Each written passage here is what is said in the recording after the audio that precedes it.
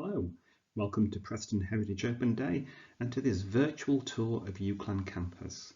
My name's Keith Vernon. I'm a principal lecturer in history at the university with a particular interest in the history of higher education and especially of my own university. I've called it a historical tour because we'll be taking a largely chronological survey of the development of the campus, looking at the buildings and the architecture which exemplify the historical development of the institution. We start with St. Peter's Church, the Grade II listed building and the oldest building on the UCLan campus. It was first built in the 1820s, the spire was added later, and it is what is known as a Waterloo or a Commissioner's Church. Commissioner's Churches was a scheme supported by the government and obviously the Anglican Church to build new churches in the aftermath of the Napoleonic Wars, which is why they're sometimes called Waterloo churches. The idea was to build more churches, just Anglican churches, to cater for the growing population, particularly in the new urban industrial centres. So you find a lot of them across the northwest.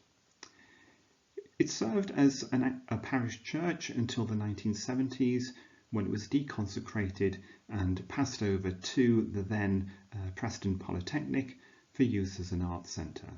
It is now used by performing arts students and fashion students. At the same time that St. Peter's Church was being built in the mid-1820s, a new educational movement was spreading across Britain to establish institutions for the higher education of working people. Most working people had barely an elementary education, would leave school by around age 12.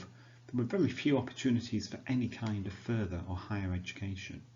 So, in towns and cities across Britain, especially in the industrial areas, local worthies met to discuss the establishment of new institutions, often called mechanics institutes.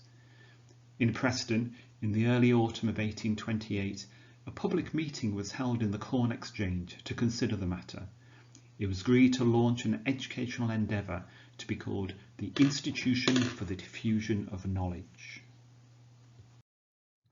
The new institution opened modestly in rented rooms in a building in Cannon Street.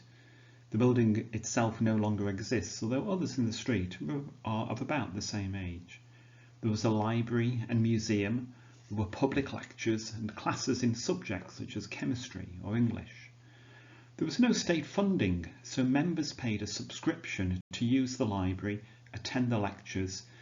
It also subsidised the general operation of the institute. Other members of the public could attend the lectures for a fee.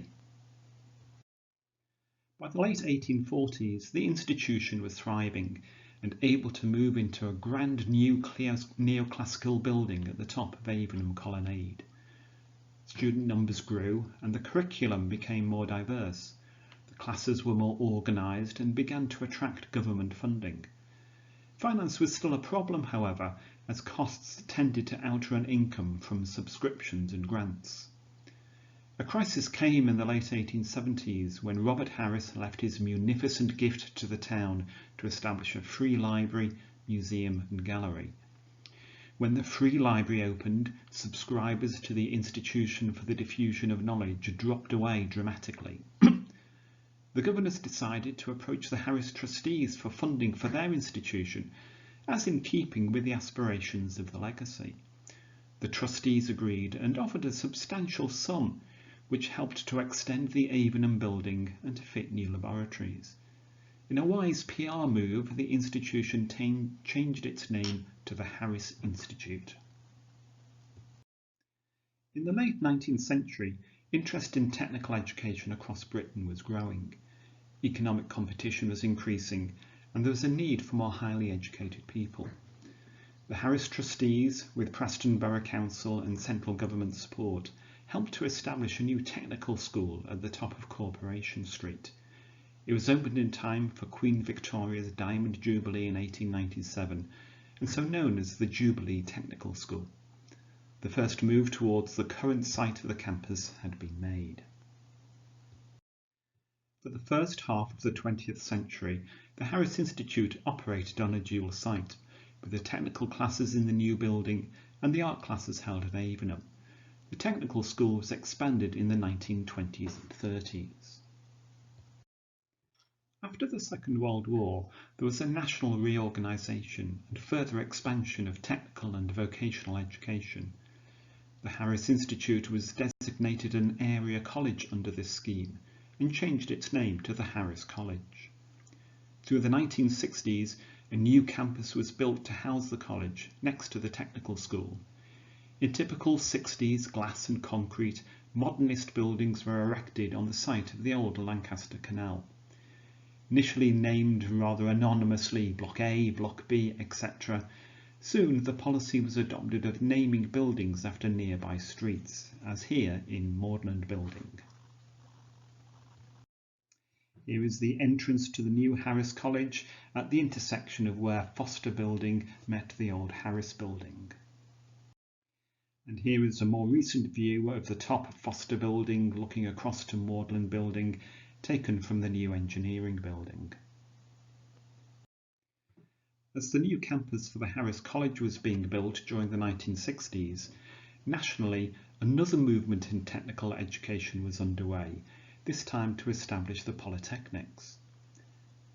Initially, the Harris College was not designated for polytechnic status, but vigorous lobbying helped to secure a polytechnic for Preston.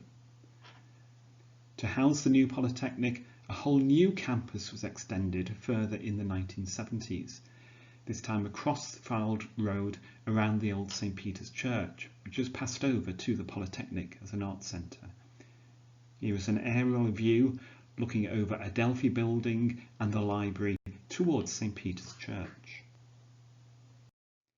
Here is a view across the concourse outside the Students' Union towards the new library, which is next to St. Peter's Church. And here is the entrance to Victoria Building, which houses the School of Art and Fashion. A new feature of the expanding campus were purpose-built student residences, although these particular styles no longer exist.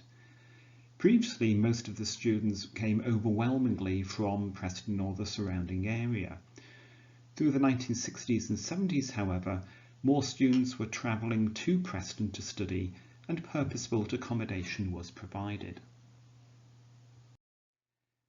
Besides the new buildings on the campus development, the Polytechnic also used existing office blocks, as in here in Livesey House. The next major phase of expansion came in the 1990s. The Polytechnics left local authority control in 1989 and were empowered to award their own degrees. In 1992, they were allowed to take the name of university, and Lancashire Polytechnic became the University of Central Lancashire. Through the 1990s, governments encouraged the expansion of higher education, and student numbers increased enormously. This required yet more building, and another whole new area of campus was developed on the other side of Adelphi Street. Most of the buildings, as here in Harrington Building, retained the warm red-brown brick style of the Polytechnic phase. There were more student residences to accommodate the increasing numbers, and an extension and extra floor were added to the library. A new venue for student activities and shows and performances was created in 53 degrees. The Media Factory represents a further development of the campus architecture. As we come into the new millennium, there was a move towards statement buildings as signs of growth and vibrancy to attract students with a more striking monumental architecture. A similar effect was achieved in the Sir Tom Finney Sports Centre. The continuing concern for student welfare and lifestyles was realised in new student spaces, here built between Harrington and Greenbank buildings. Development continues, and a new phase is now underway with the development of what is called the Master Plan in consultation with Preston City Council.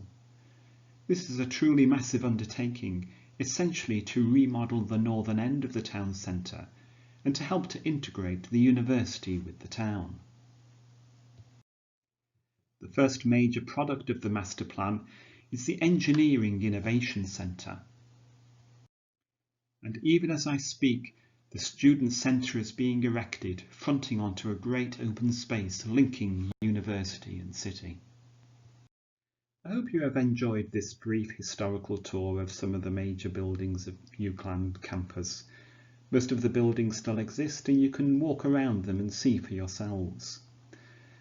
I hope you will take the opportunity to see some of the other contributions to Preston Heritage Open Day, and please do take a moment to tell us what you think of this and other events in Preston Heritage Open Day and of the Heritage Open Day Festival generally.